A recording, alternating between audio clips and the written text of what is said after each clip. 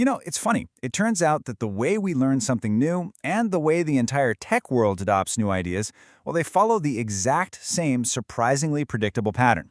It's a pattern of soaring confidence, then a painful crash, and finally, a slow, steady climb back to reality. So, let's unpack that, shall we?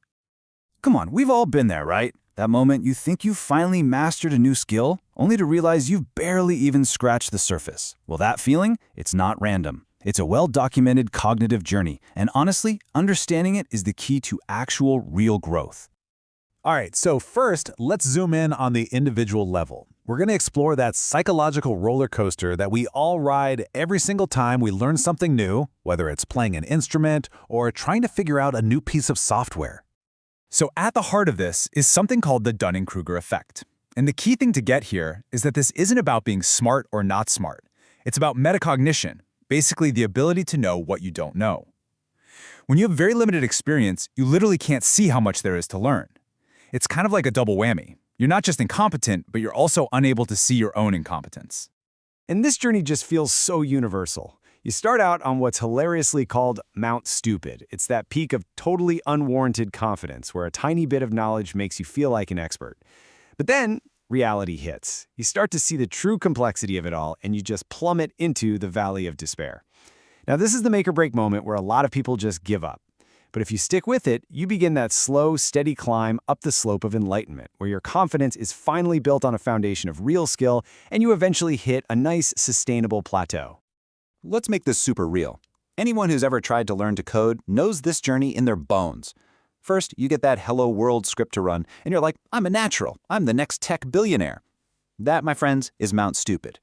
Then you hit the bug abyss, the valley of despair, where absolutely nothing works, and you start questioning every life choice that led you to this moment. But for those who push through, you become a capable developer, someone who can actually solve problems systematically with a confidence that's been earned, not just assumed.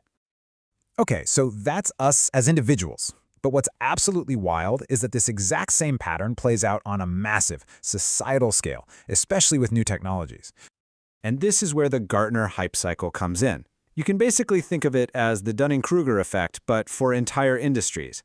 It's a roadmap that shows how our collective hopes and dreams for a new technology, from the internet all the way to AI, get shaped over time. It shows us that our relationship with innovation is never a straight line. It's always this dramatic curve of insane excitement followed by crushing disappointment. So these phases, they sound eerily familiar, don't they? It all kicks off with an innovation trigger. That's the new thing. Then we all race up to the peak of inflated expectations, where we're convinced this tech is going to solve world hunger.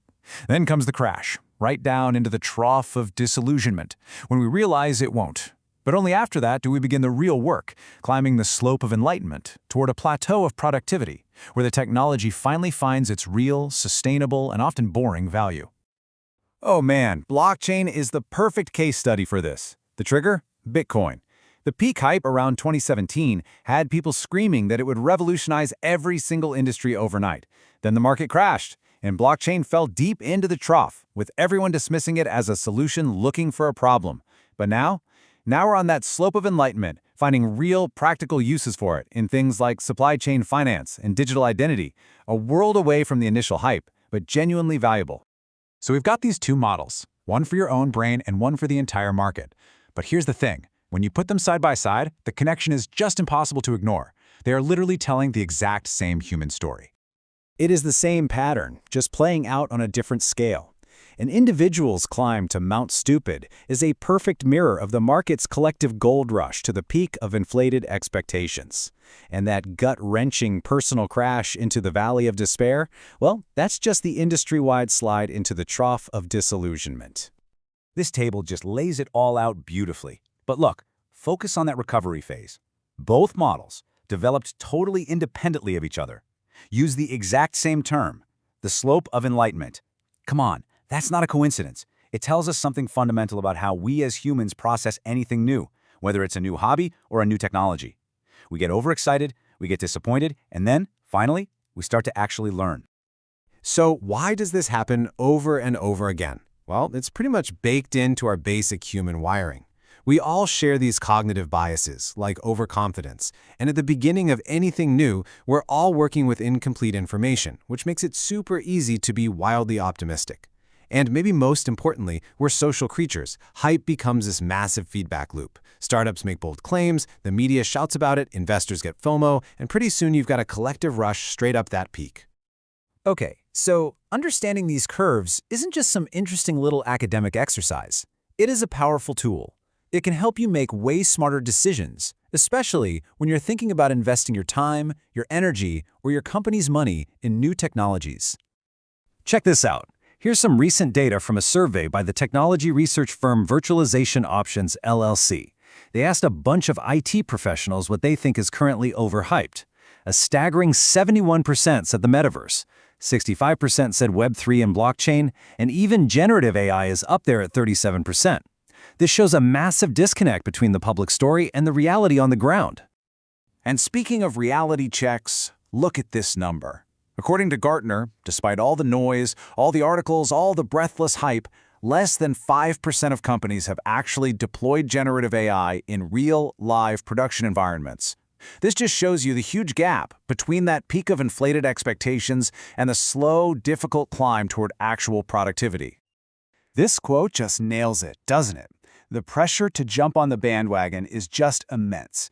We see it in the Dunning-Kruger effect, when our early confidence gets a boost, and we definitely see it in the hype cycle, where the fear of missing out drives massive and often really misguided investment. So how do you actually protect yourself from all this hype? Well, you start by asking the right questions. Before you or your company invests in the next big thing, just pause and ask, is there real, measurable value here, or is it just potential? Is it being adopted across different industries, or is it stuck in one little niche? Is the technology truly mature, or is it still basically an experiment? And maybe the most important one, are there any credible, independent case studies that show this thing actually works? Ultimately, this is what it all boils down to. Real innovation isn't about having shiny object syndrome. It's about discernment. It's having the wisdom to look at a new technology and understand where it really is on the hype cycle, so you can make strategic choices, not just reactive ones. It's about knowing when to explore something, when to wait, and when to commit for the long haul. And so I'll leave you with this question to chew on. Whether it's a new skill you're trying to learn, a project you're leading at work, or a technology your company is thinking about adopting, which curve are you on right now? Are you standing on top of Mount Stupid, or are you maybe sliding down into the trough of disillusionment? Because knowing where you are, that's always the first step to navigating the journey.